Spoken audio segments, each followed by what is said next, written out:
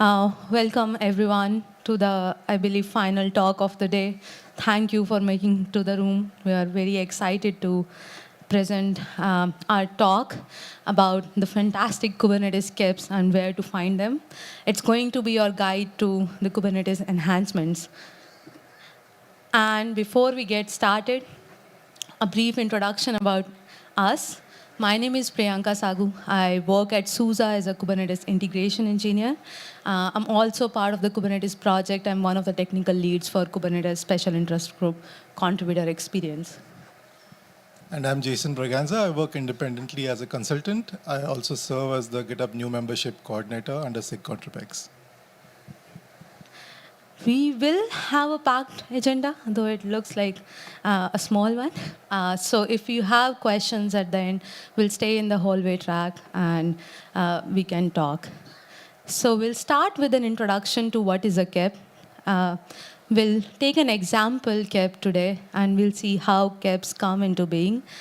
And we'll try to end it with a demo, but we have it documented very nicely. So that's documentation is the whole crux of our talk today. So we have tried to do a good job there. So let's get started. No, not about the fantastic beasts, but about the fantastic KEPs. So brief story here is both myself and Jason have been part of the release team for many years now, Kubernetes release teams, in many different roles. We have been part of the release team as a shadow, as a release lead, and eventually as emeritus advisor. And this is how the Kubernetes release team looks like for a release cycle looks like over 4 months. And you can see we start the cycle with just talking about features, every time features. So when we did our release cycles for years now, we were working very closely with these Kubernetes enhancement proposals or the feature documentation or discussions. But it wasn't until the Kubernetes 129 release cycle when I led the cycle. And Jason graciously was helping me a lot. One of the things he was helping me was press interviews. So the release lead is supposed to do interviews with press. And that was the first time we read through a lot of those feature documentation. And wow, did we learn a lot? We learned absolutely hell lots. The Kubernetes enhancement proposals are not just feature proposals. They are much more than that. Anybody who is just getting started with Kubernetes and is interested into developer, whether they are a beginner, whether they are a seasoned contributor, you can learn about feature design, different alternatives people considered before they agreed on something. The testing, the whole testing plans from the very beginning to the graduation, many graduation stages, and eventually you can learn about the final code. So there is a lot of information, a treasure trove of information. And Jason will firstly walk us through a KEP. So there's a lot to go through and very little time. So I'm going to breeze past the basics of what a KEP is and how would you work with them. And Priyanka then will follow through a real live example. So let's hop in and let's go. So while the life cycle of a major change in Kubernetes is basically features, any deprecation, any update, any impactful change that happens, all of it now it goes through the KEP process. And we derive inspiration not just this is not a homegrown thing. We've taken inspiration from all these projects, from Python PEPs, for example, and that's how this whole process has come into being. So let's dive into KEPs. It will help us contribute more effectively. It will help you provide feedback better. It will help you suggest improvements. And if you're interested at all, it will help you be an active part of the implementation of a feature or a major change in Kubernetes. So and obviously it'll help us make our tiny little impact in this huge little universe. So let's start at the very beginning, like Maria sings. Just what is a KEP? Guess what? Even that is documented in a KEP. The very beginning of these processes, it's KEP 0000, and here it is. So as you see, there are a lot of sections. It starts with a summary, and this part is what tells us what a CAP is. It's basically a unit of work. It helps to combine aspects of a feature and an effort tracking document. It gives us a product requirements document. It's a design document, all in one file. And it's created incrementally in collaboration with several special interest groups. So the raison d'etre, like we would say, is to reduce tacit knowledge, to reduce tribal knowledge, like only a select few would know stuff, or only one person driving the whole thing. So by moving these decisions from various places into written doc, it helps to increase discoverability. So the process is intended to create these high quality uniform design and implementation documents for all the SIGs to deliberate and discuss upon. We follow the DACI model where the driver is normally the enhancement owner. The approver is the SIG leadership, the chairs and the TLs. The contributors are the people who implement the enhancement or the feature, and which obviously will overlap with the driver. And obviously the people to kept informed are us, the community at large. So what work then, like we said, all of this is tracked by the CAP. So what work is tracked by the CAP? Any enhancement that is in somebody's head, like a would-be CAP author or a developer looking to do a change, you would first consider creating a CAP. Any technical effort that will impact the community at large, that should be communicated via a CAP, like this one is. Anything that will drive large changes and that will cut through various parts of the project via various domains, like across SIGs, these will also be in a CAP. These are normally owned by special interest group architecture. SIGs normally have a broad latitude in describing what will be an enhancement that should be tracked through a CAP process. Is it large enough to be a CAP, or is it something tiny that can be done internally? The template for a CAP, like, okay, we have this document, we have a CAP, so how do you go about writing one? Here's the template. All these things that I referred to, all of them have footnotes in the links, and there'll be a link to the slide at large. Slides at large later, you can always go and look through them, because these things are long and it'll take you time. So when I'm walking through this CAP 000, I'm taking you through an annotated short version of what's the important parts. There are many other critical parts that I'm leaving out, which you would do well to consider. So here we are. There's release. There's a summary of why you would want it, what's your motivation, what the proposal is, what the design details are, what the production readiness review questionnaire is. I mean, how would you go about telling whether how your feature is ready, what the implementation history would be for this thing. So all of it has to be documented. Now, while you might like have blank page syndrome and how do I go about filling it all, if you switch this CAP to code or raw mode, there are comments that, like, for example, this is the comment for the title. What should be the title of your CAP? The comment will help you do it, so that, I mean, if you have one, good. If not, the title will help you get one. Similarly, a test plan. Sorry. What's the goal of the tests? What does the SIG expect? And what tests is the code supposed to have? You can have them here. CAP metadata is another piece of file that is another YAML file that accompanies the CAP. It has standard metadata, something like this. Like our DACI model is represented here quite well. Like if you have a driver, who's the driver? In this case, there's a person called Jane Doe. The approver would be these sets of reviewers. There are contributors. And obviously, the community at large are the people who are to be kept informed. Once again, the metadata, how do you go about getting it? What is required in the file? Even that is documented in the readme.md. You can see the title and what's required for the title, or the owning SIG, for example, or the reviewers required. All these pieces of metadata are well documented. Creation date and last updated, etc., etc.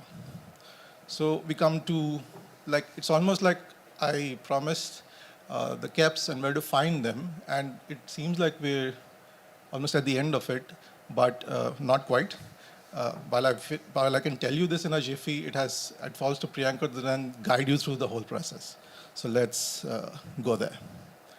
Caps are checked into the enhancements repo under the caps directory, long word. Where exactly is the thing? git.k8s.io/enhancements/caps. That's where you'll find all the caps. And they normally, like here, we look at them, they're normally sorted by SIGs. Caps normally go into the SIGs who control them for the most part. Our cap lies in SIGs architecture over here. Another way to view the same caps if you don't want to look at GitHub is to go to kubernetes.dev/resources/caps. It has a search field which will help you look through, if you have some keywords in mind. For example, we're looking at sleep here, which my colleague Shriram is working on, 4818.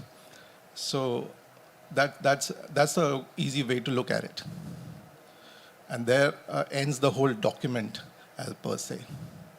And before I hand it over to Priyanka, let me talk a little bit about Kubernetes feature enhancement stages, or KEP stages. We have alpha, beta, and general availability, stable, GA. An alpha feature would normally mean that it's disabled by default. And if you want to go about using it, you enable it via a feature get flag and specify that your feature needs to be true. A beta feature would normally have your feature as enabled, but the API groups would be disabled by default. The way to go about enabling them is well documented here. General availability would also be referred to as a stable thing. Everything's all up and running. You don't need to disable anything. The feature's available. So that's the end of our theory session. So over to you, Priyanka. Thank you, Jason. So we saw what caps are in theory, and we saw how we write a cap or what the documentation would look like. Let's see an example now and see how somebody like us who is just getting started, maybe with the whole Kubernetes project, how we would go about writing a cap and even thinking about what we want to propose. So let's see an actual Kubernetes enhancement proposal from its very inception to its fruition. This, first of all, I'll thank Tim Hawkin. Thank you for creating this issue, because this actually is going to be the base of our talk today. We'll follow this issue and we'll see how eventually whatever we are discussing in this issue ends up becoming a cap. So here, Tim Hawkin created this issue about 2 years back, exactly about 2 years back, I think. So he created an issue. Thank you, Shriram, for teaching me about this one first. And Tim created this issue talking about adding another pod lifecycle handler. Maybe we don't even know what pod lifecycle handler is, but if we follow along the issue is the link to the issue is in the footer notes. But Tim very graciously also starts explaining why he is adding. So he says, many people at the time of creating this issue were using one of the pod lifecycle handler called exec to implement sleep in a container, which was possible. But what it meant was we always needed that sleep binary in our container image. And this was a common user story. We have so many users at the time, at the creation of this issue and before, who were using exec day in, day out in their use cases. So why not make it a first-class citizen? Why do we always have to ship the sleep binary in the container image? So what Tim here means is this is like pod YAML before the sleep handler. People would do something like this. They will create a pod with a lifecycle handler pre-stop, but they will use the exec handler and execute sleep, something like this. And what Tim proposes it, no, we don't have to use sleep exec. Why not make sleep first-class citizen? And other people from the community, other SIG leadership also comes in and also share their pain points, their own similar user stories. So now we are collecting different user stories on this issue. And one more thing Tim did was added a help wanted label here. And that's where our hero of the talk comes, Agjan. He is, at the time of this issue, somebody like us who is just getting started contributing to the Kubernetes project. And he also says something that we mostly think. Maybe it's very challenging for me. Maybe I won't be able to finish. And I might drop out. So he's already putting that preface out. So one thing I want to say before we move ahead, KEPs are time-taking. They are not super hard, but they are time-taking because you have to talk to a lot of people. You have to do a lot of back and forth to even come to a conclusion between different alternatives. You have to take like sign-ins from different parts of the community. So this process, it's not the hardest thing, but it is for people who have time, bandwidth, expertise, but more willingness to learn to get this work going across multiple release cycle. So let's go ahead. Agjan asked the very, very common questions. He asked, how to determine that 4-digit number? Jason showed us a template and he showed us double N, but what would I write in that double N? So that's a very important question. The second one is, does this feature, the sleep action, does this need a feature gate? And he read some document. He's like, we can simply add a field, but he's asking those questions. And finally, he's asked, which part of the Kubernetes project, this whole big project, who is going to own my feature? So Tim very graciously answered the question here. And the very first one is what Jason introduced us to is the Kubernetes enhancement repository. So if you are, or if I am proposing a new Kubernetes feature, okay, one thing, feature, enhancement, KEP, we are using them synonymously here. So if I'm talking about feature, I'm talking about enhancement, or I am talking about KEP. So if I'm proposing a KEP, or if I'm proposing a new feature, I would go and create a new issue on Kubernetes/enhancement repo.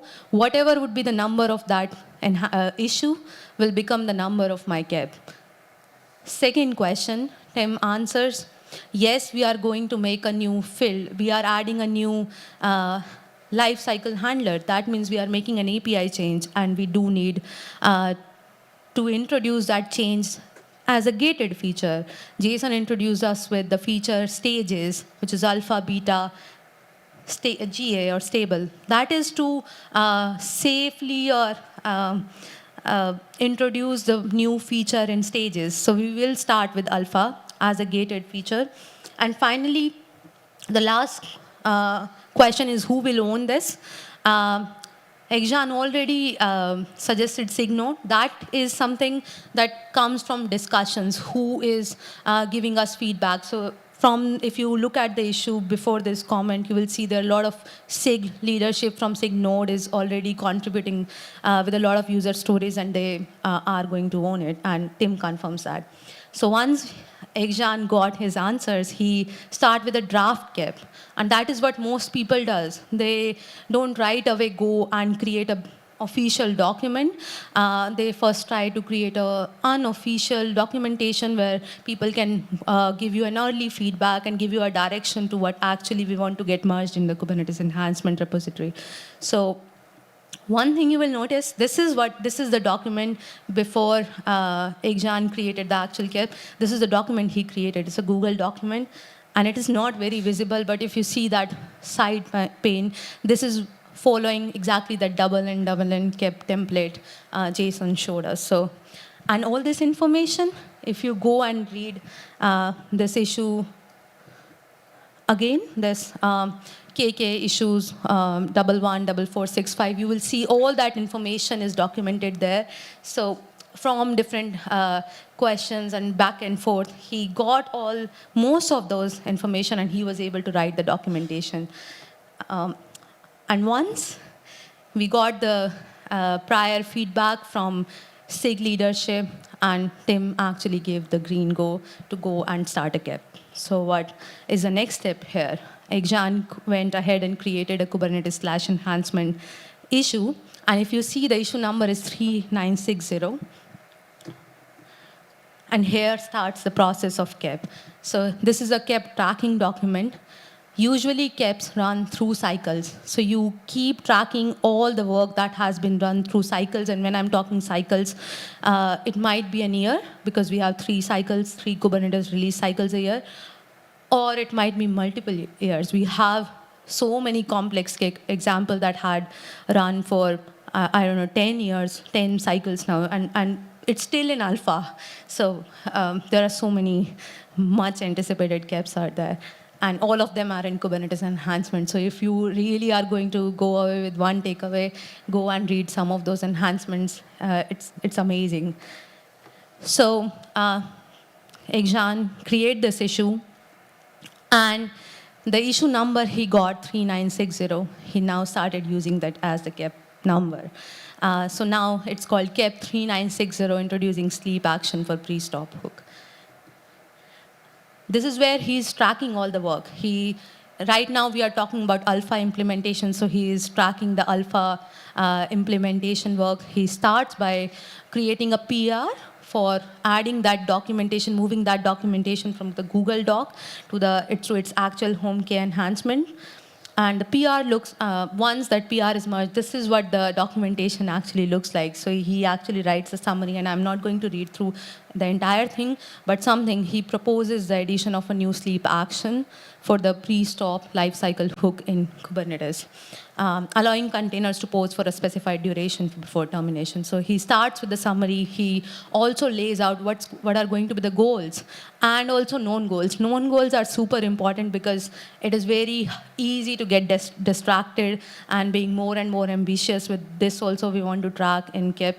And sometimes we started a KEP with one motivation and now we are tracking maybe 10. So it's very important to also lay out the known goals. Proposal and the one following this is super important if you are interested into learning the technical side, the code implementation part of any Kubernetes feature, because this is where we start talking about how we are going to implement this feature. In case of KEPs that are tracking technical, preface, KEPs also do known technical changes as well. They also document. So this one is a bit smaller technical change. Here, Ekjan is proposing, we propose adding a new sleep action for the pre-stop hook. And what the API changes would look like is we'll be extending the current lifecycle handler object to support a new sleep field, and we'll add a new sleep action object that includes a duration field. This is important because we are going to see that in action in code. If you read this first and then go to the code PRs, you will see how easy it is to read through the code implementation PR. All the user stories, everything that people shared on that tracking issue created by the earlier Kubernetes/Kubernetes issue created by Tim Hawkins now becomes our user stories. And Ekjan finally talks about the design details. If you see that issue again, Tim actually also gave his POC work. That became the basis of how we are going to implement.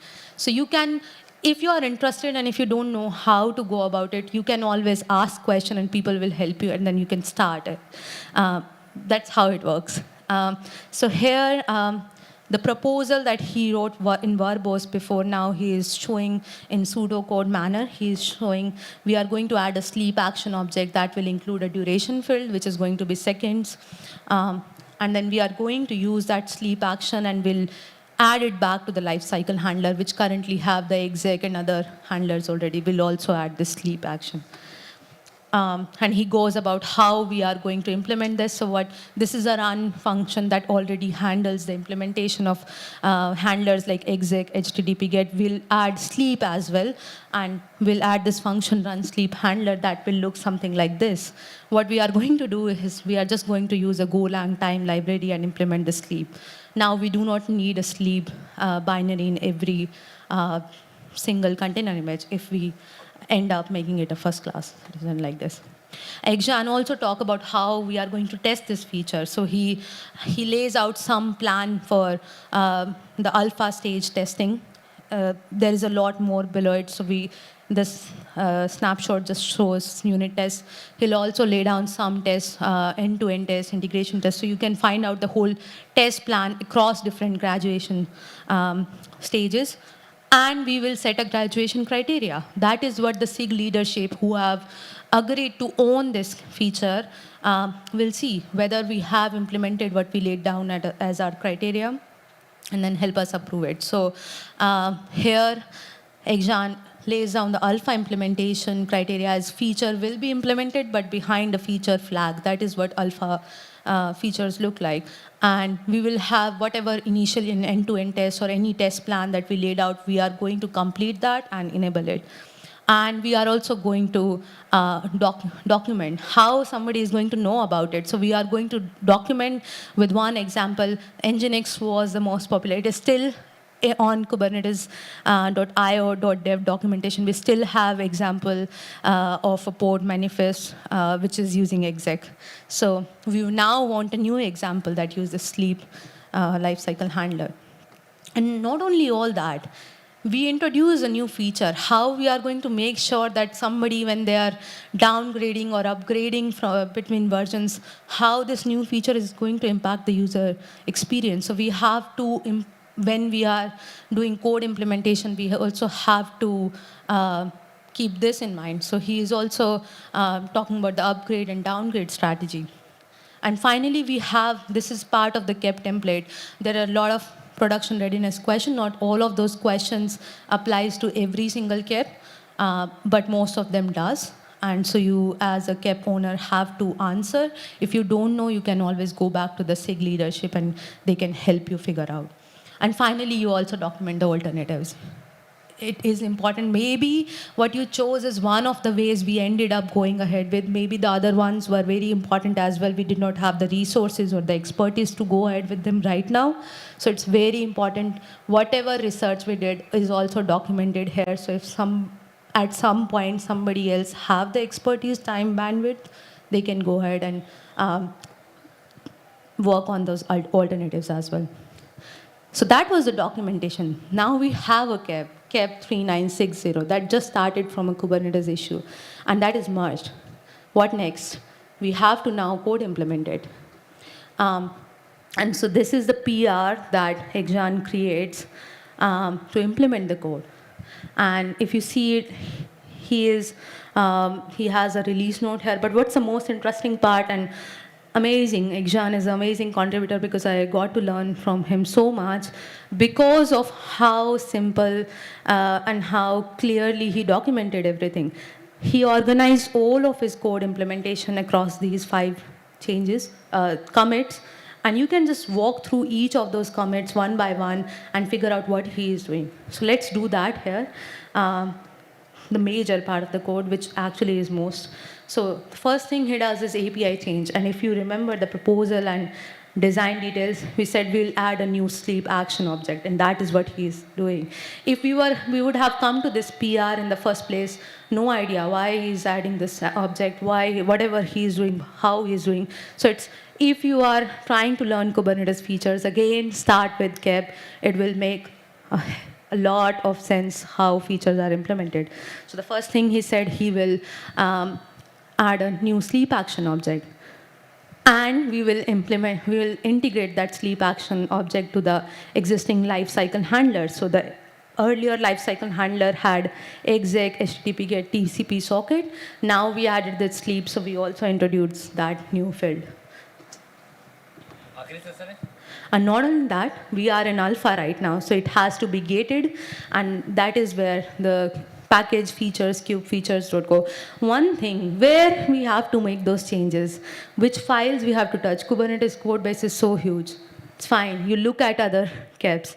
You read a lot of those KEPs. You find out patterns where other people are making changes. You learn a lot from them, and then you try and test and see where it is making sense. So, and if you don't understand even after that, go back to the SIGs. SIGs are the place to get some help. So here we are going, Exxon added a new feature flag called pod lifecycle sleep action.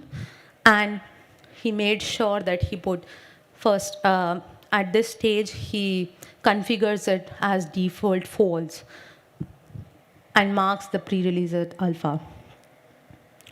The next thing we are also doing, this is something I learned by reading a lot of KEPs, that Kubernetes repo, the Kubernetes code base have a concept of staging repositories. I did not know it before, or maybe I knew it, I did not understand how does it work, what is the significance of staging repository, because it's like copy of the code that you can see outside the staging repositories as well. So learn more, do check out that staging repository, but in a nutshell, a lot of the Kubernetes components or Kubernetes APIs can be used standalone as well. So the project copies over all the work that happens outside staging repositories, staging the directory of KK. I'm calling Kubernetes/Kubernetes as KK. So the work that is happening outside KK staging repository is also copied over here, and then this is then move to separate repositories. Like API server will have a separate repository, controller manager will have a separate repository that people can then use as modules, and then they can build up on those components. So whatever we did outside, we are also now copying over here. We are adding the sleep action object, and it's just the same thing again. So that was the API changes and how easy it was, because we came from the KEP documentation. The next thing he does is the validation. So here, he is just adding simple validation here. Of course, like sleep, if we have to sleep, I'll not talk about Sriram's KEP because he does something over this KEP, but let's talk about this as a source of truth.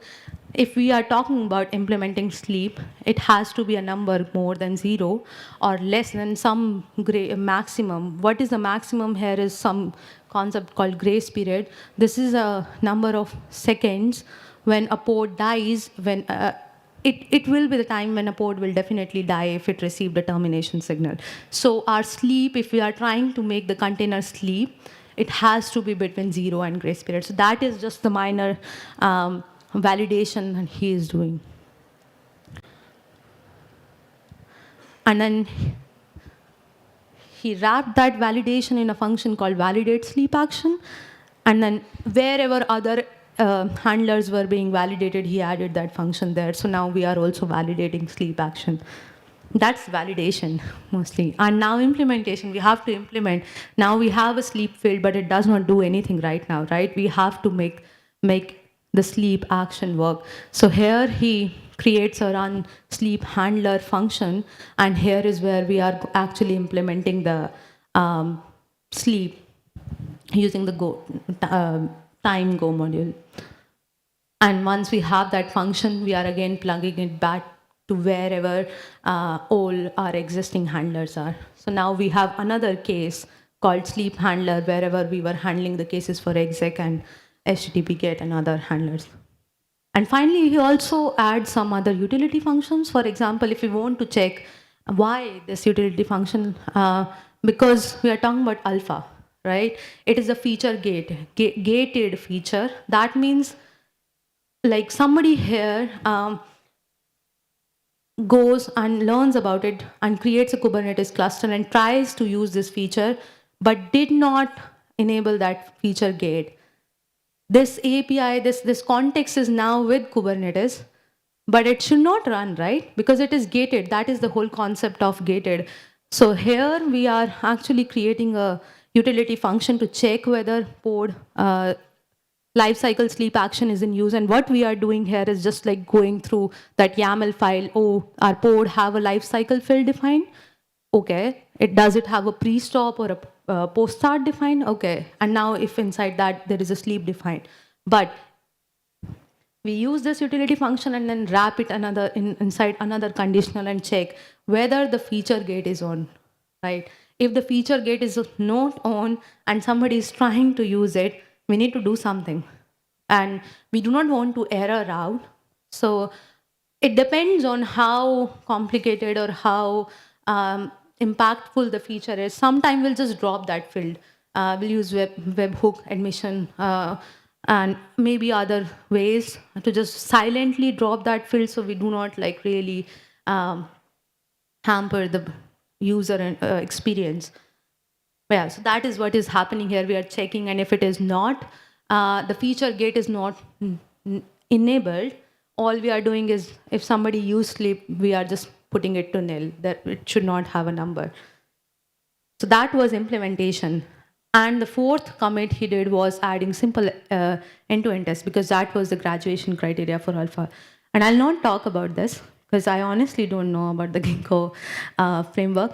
But Sriram did an amazing talk yesterday, and he used this very kip example. I think you used the very, yeah. So the commit, whatever changes, the test, end-to-end test changes that Ekjan made, Sriram has covered them in very detail, and also other tests as well. So you definitely go and watch this talk. The link is at the bottom. And finally, the code gen, which looks the scariest. I did not know anything. I was like, how do you generate? Because this thing, well, I should not have added it, but anyway, this commit would look like the most biggest, humongous commit.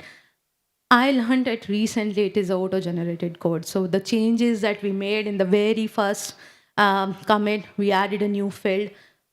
That has to be converted into API schema, right? That has to be converted into some way and shape and form that is consumed later on. So we have this very handy script in the root of Kubernetes repo, hack update code gen.sh, and we run this script and we get that to the content of the last.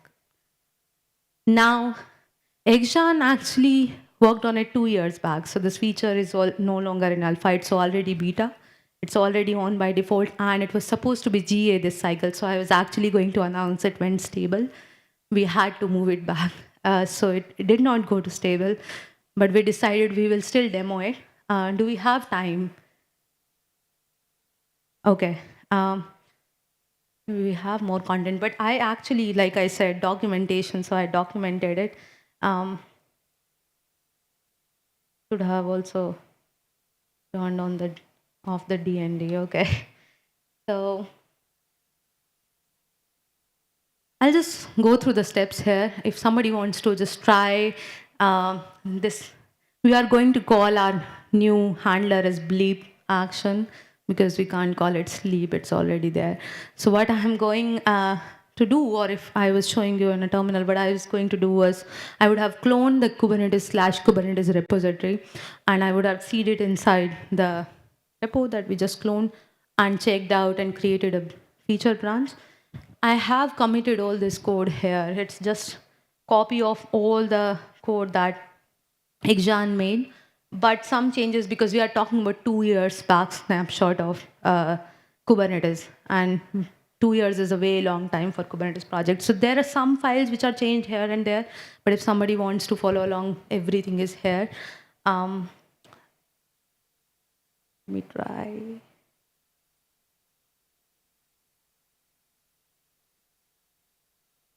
Okay. And the next thing I would do is I'll run that hack update code, and because that is going to give me a lot of changes. And I'm like, oh, I did create an API change. It's very satisfying. Do try. Don't commit. So the output of that command would look something like this, but one of the artifacts that it will give you is a kube build image.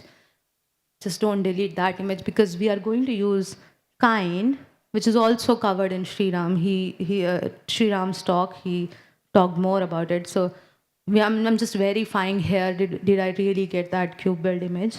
And once I got that image and I have made my API changes, everything is in my KK branch.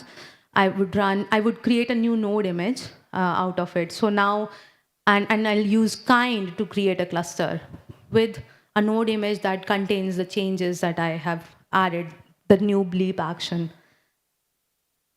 I'll also check whether kind gave me that image or not. But before we do that, let's see if we tried using that bleep action when it was not there, what would happen? So this is what I tried. I actually, at the top of this, just you will find the pod.yaml, and what the pod.yaml actually looks like is the formatting is wrong, but you can see I am using bleep, and then there is sleep also on top of it. And it should not work, right? Because we did not do anything. We just created a kind cluster with the upstream image, kindness node version 131. So I applied the pod.yaml and it will give me an error. And the error is super helpful actually because it says unknown field. I don't know what is bleep. So let's now give it context. How give it context to find out that bleep field. So now we will give that config.yaml with the node image listed that we actually created just now. So I'm actually giving it a new node image kindness node latest, and that does contain the new bleep action code. It's exactly similar to sleep action. And not only that, I'm also doing one more thing. Since it's an alpha change and I have to enable the feature gate, I am also telling kind config, please, when you bootstrap this cluster, tell API server to enable that feature gate. Set that pod lifecycle bleep action to true.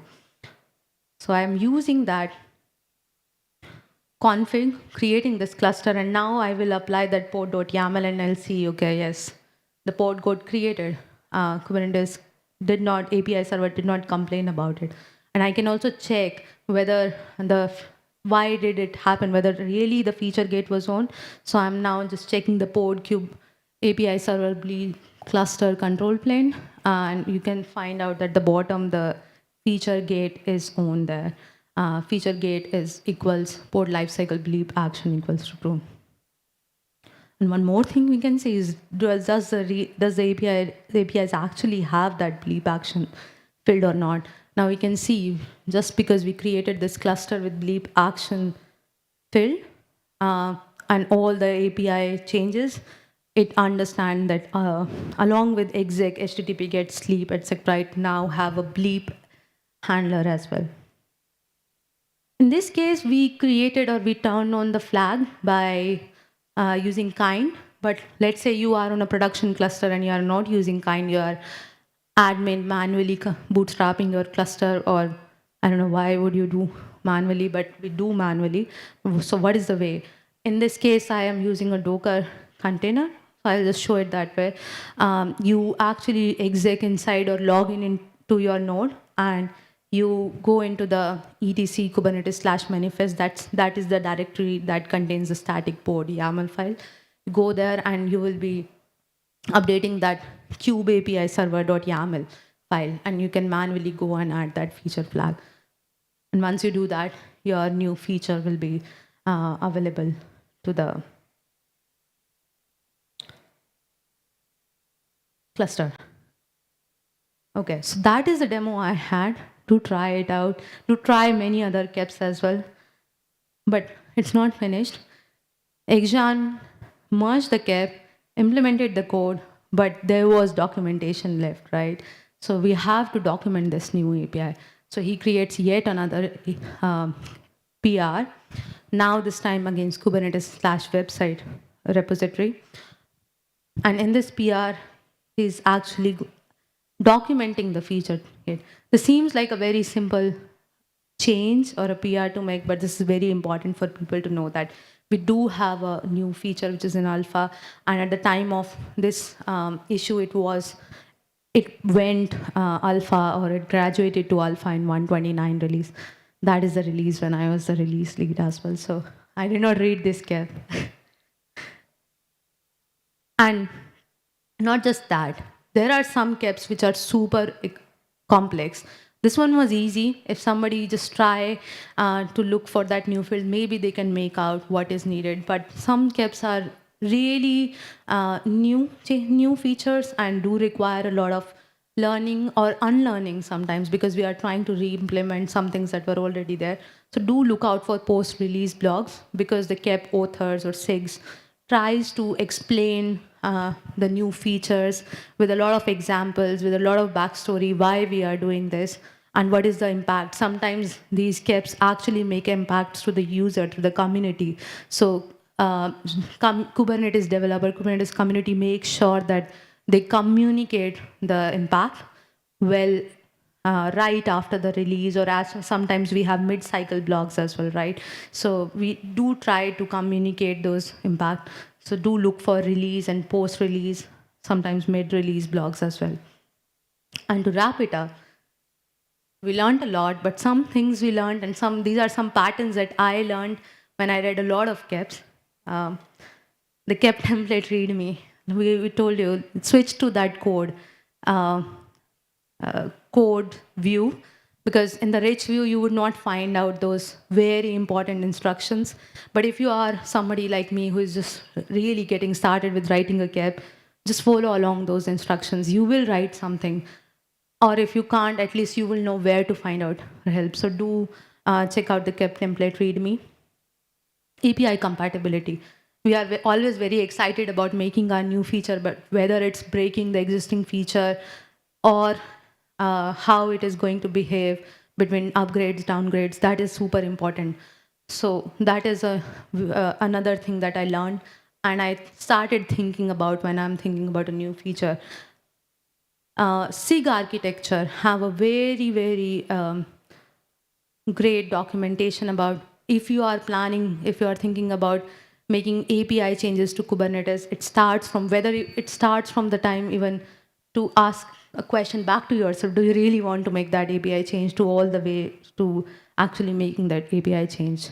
And if you read these documents and if you feel that there is some information missing, go back to SIG architecture. They are really, really helpful bunch of folks, and we can always go back and add that information.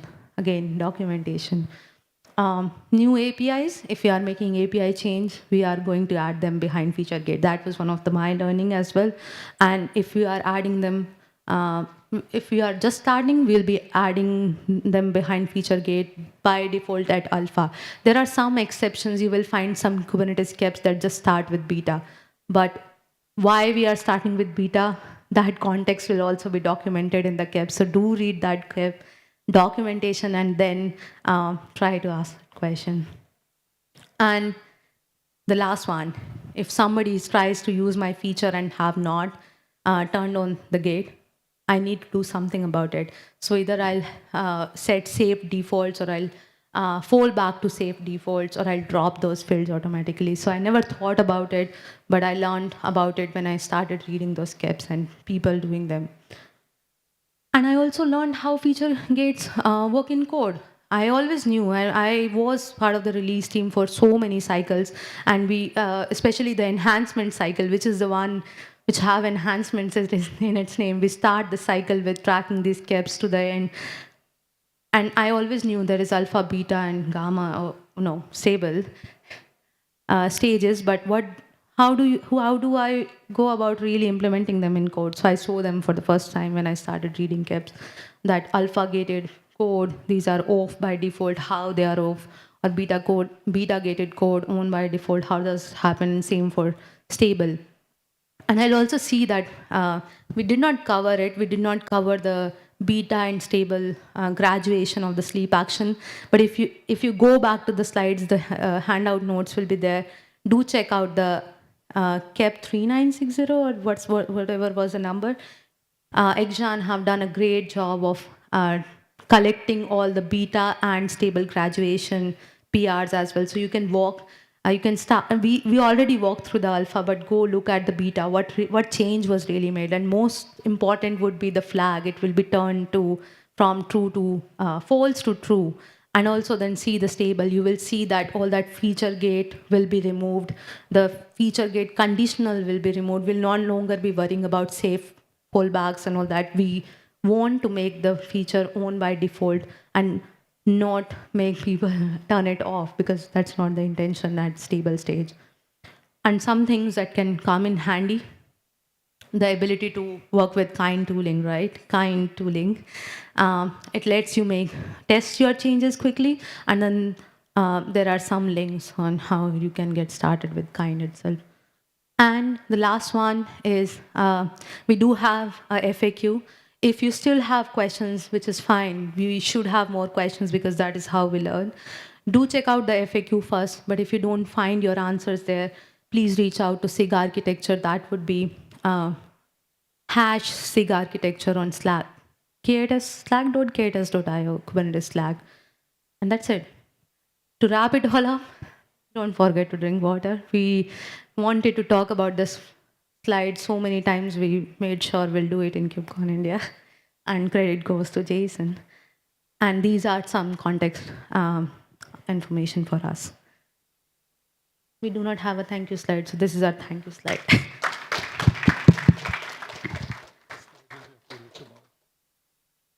Oh, we did not update our handout notes because we just finished our slides.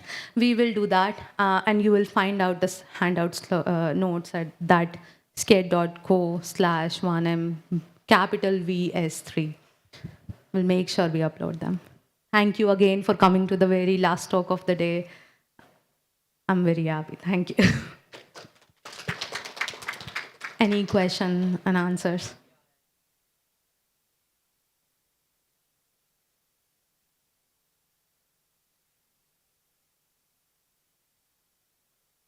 Maybe it's getting Okay. Yeah, so I wanted to ask, like, when you have a issue, right? How do the SIG basically say that, okay, this issue has been approved and now let's create a cap out of it?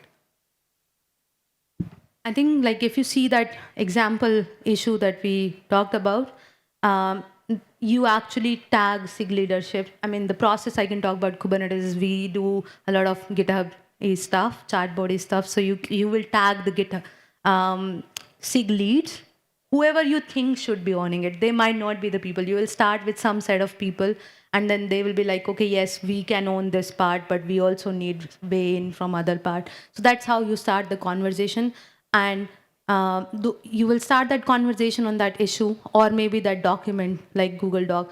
Once they wade in, then you can basically, if they are going to approve it or not, you then add that information following that DACI model, DACI model. Jason said you will create that PR, the first ever PR, and kept.json. You will add some name and owning SIG and participating SIG. They will need to approve that PR. The PR will only be merged after whoever we mentioned as the owning and the participating SIG weighed in, gave you a feedback, read through the documentation, and we all agreed that, let's say you created that doc, maybe you are creating that proposal, but or I am creating that proposal and I do not have the expertise to actually implement that, but I'm able to like help and maybe provide more user stories. So what will I do? Right.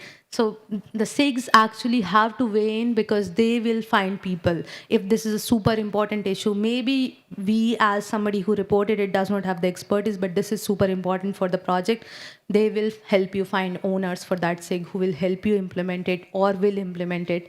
And then so this is like we are creating a piece of work that needs to be maintained, and who will maintain SIG. So they will be the people who have to weigh in on the tracking the KEP PR where we merge the documentation. So they will be plus oneing there, and then only that PR will be merged, and that's like a official agreement that this SIG agreed to on this feature.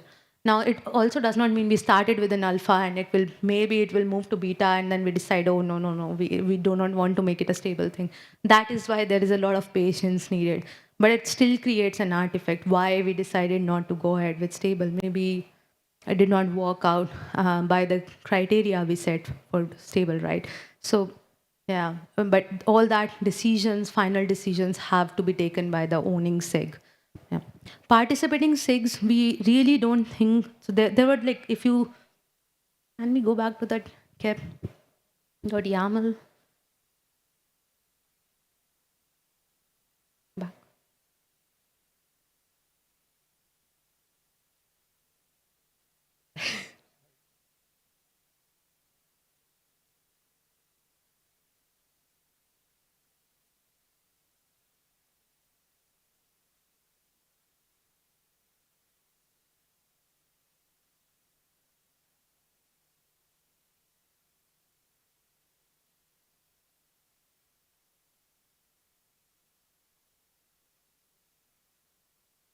So, like, this is the kep. Here we have the owning SIG and then the participating SIGs. The owning SIG would be the people you would want a sign off from. The participating SIGs are there because whatever you are doing is going to impact them. So they just have to be informed. Following that DACI model, they will fall into the I informed category that whatever you are doing, if it is going to be touching their part of component as well. You have to keep them informed. But final sign off will happen from that morning SIG. Was that your question? So it can happen that I create an issue and then I also create the cap that gets approved by the SIG and I myself implement it. That can, and does that happen usually or it is discouraged? No, it's very encouraged because nobody wants to do the work, right? Other people's work. But I'm not saying like because everyone is doing their own piece of or work already. So if we are bringing more work, if and we are only doing it, it's actually more encouraged. And if you drive it and you want help, that is also encouraged. It's like you are the one who came up with the proposal and you are ready to drive it. Even if you don't, you can spend some time, you can propose the issue and then you can like, I am going, give me some resources or tell me like what is the direction we want to follow, and I can come back with my research. So it's always encouraged if you can drive your own proposal. But the other side is also not discouraged, because yes, Kubernetes is a huge project and not everyone knows everything. That is why we have KEPs, that people can actually go through those feature documentation and get those tribal knowledge that only few people have. Yeah.